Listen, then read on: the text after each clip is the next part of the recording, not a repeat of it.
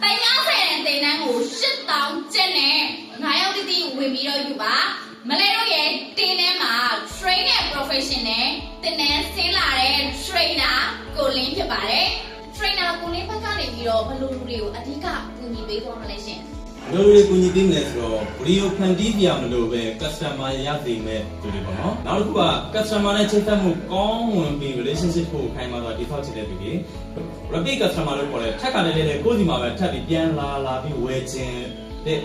customer ရသိမဲ့ဒီ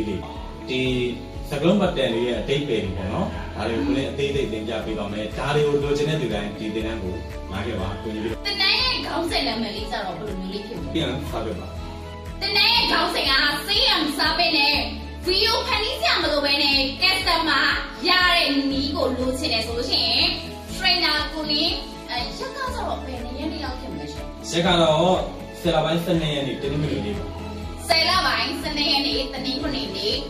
အချိန်လေးရကြတော့ရှင်အချိန်လေးကမနက်9:00နာရီနဲ့ညနေ9:00နာရီဖြစ်ဟုတ်ကဲ့ပါမနက်9:00နာရီကနေညနေ9:00နာရီထိဖြစ်ပါတယ်တင်တန်းကြီးအပြည့်ကြတော့ဘယ်လိုမျိုးလေးယူလဲရှင်တင်တန်းကြီးအပြည့်ကတော့ဒီတင်တန်းက3သိန်းကျပ်ပါဒါပေမဲ့ဒီ post ကို screenshot ယူပြီးပထမဆုံးလာပြီးတင်တန်းအပ်တဲ့9ယောက်ကတော့7000ချင်းနဲ့ရပါမယ်ဒါပြီးတော့ဘယ်လို promotion သေးဘယ်လိုအထူးသေးမှမရှိတော့ပါဘူး3